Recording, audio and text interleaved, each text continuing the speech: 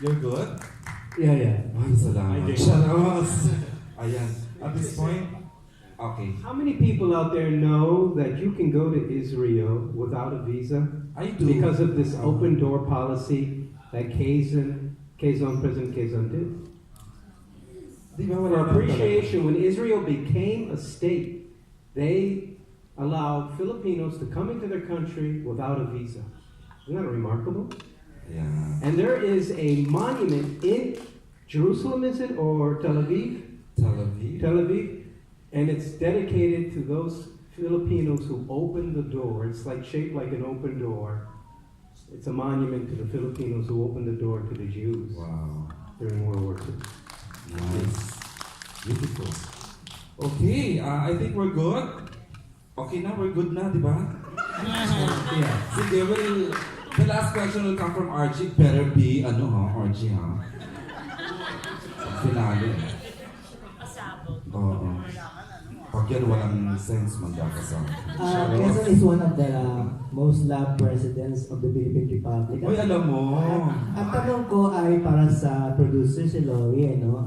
Actually, may dun sa trilogy ni Gerald Tarog, yun na yung susunod na itatakan niya yung Quezon. What could have been the difference kung halimbawa ang isang Pinoy ang nag-direct nito? At ano ang kaibahan ng version nyo sa kung sakaling magiging version ni Gerald Tarog dun sa kanyang Quezon?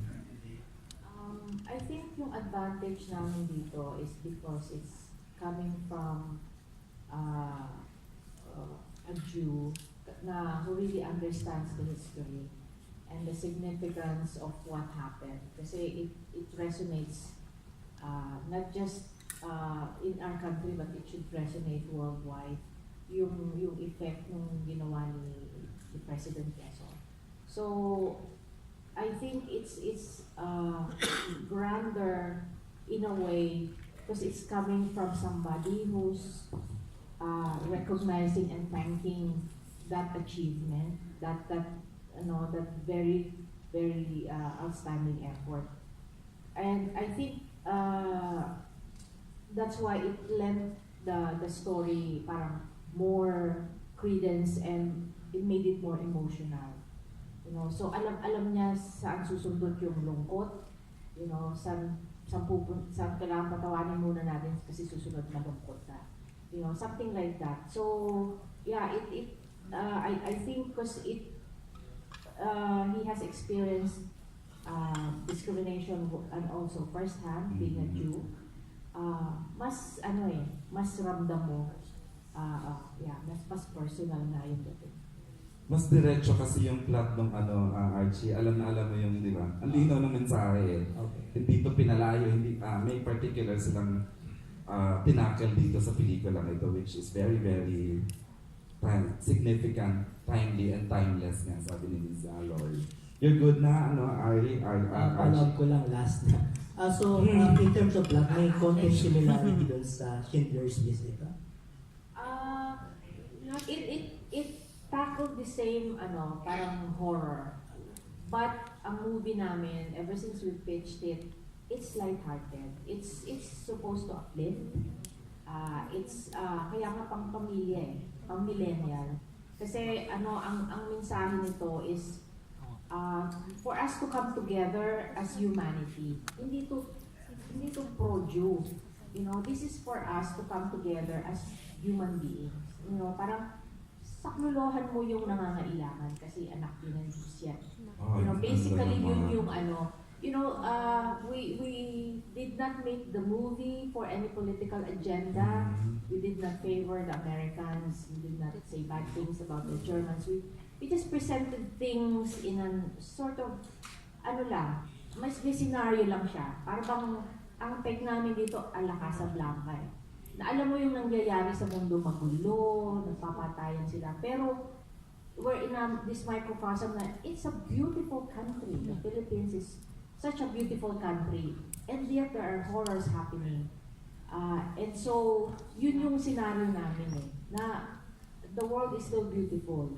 And we have to move forward. We have to move forward as humanity. So, gusto namin ma-uplift yung yung pananaw ng mga tao pag napanood nila to, hindi lang yung mga Pilipino. But at the same time, hangaan ang mga Filipinos for being, having a grand and good heart. Thank you, thank you. Wow, nice. If I could add something to that, the difference between Schindler's List and Quezon's Game. Schindler's List studies the horror of war. And when you leave the theatre, you feel broken about humanity. You feel broken. But after watching this on the But 29th, Quezon's Game Mhm. is about the warmth and culture and humanity of the Filipino people. And when you watch this, you feel proud and warm about humanity. So there's really a very large difference.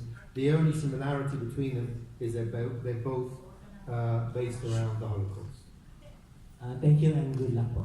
thank you, Archie. And with that from, I'd like to hear na, Janice, tuloy mo na yung parting shot mo. Thank you for coming briefly and then To support on the everyone who's movie. here, the press, and from Star Cinema and ABS-CBN, daghang salamat.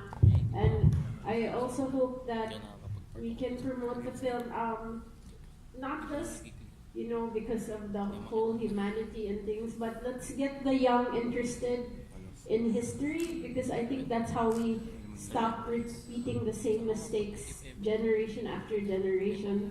So I know Star Cinema is a powerhouse for rom-coms and love stories and things, but maybe we can start getting this generation, this younger generation, the ones who will be voting for our leaders in the next election, to watch this film and understand and realize just what the kind of leaders we really deserve. Alright, thank you, Janice.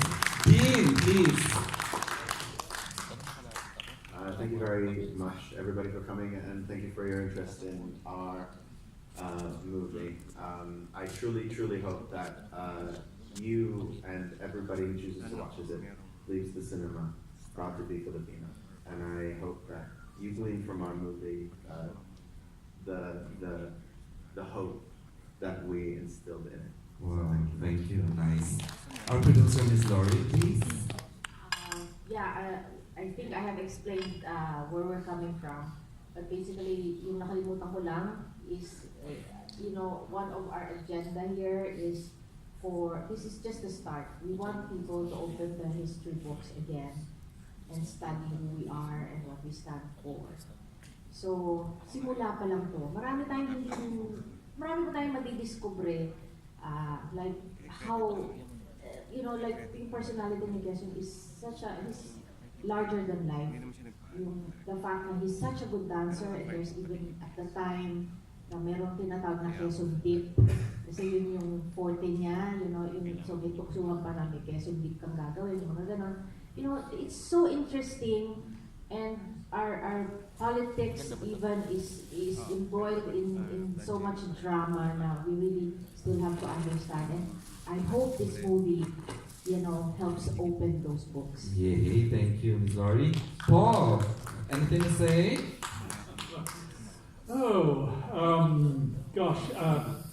I was just so thrilled to be part of this whole thing, even though I played sort of a baddie. Is that the barong you're wearing? I should hope so, yeah. Wow, beautiful. Thank you. So, yes, I can't really add very much to what's been said, I think, but this is just a damn good movie, and you've really got to watch it. All right. Thank you, Paul. And of course, James, please. Please come. Thank you. Kevin! Thank them for coming tonight and support Quezon's Game. Yes, thank you for coming here, and watch the movie.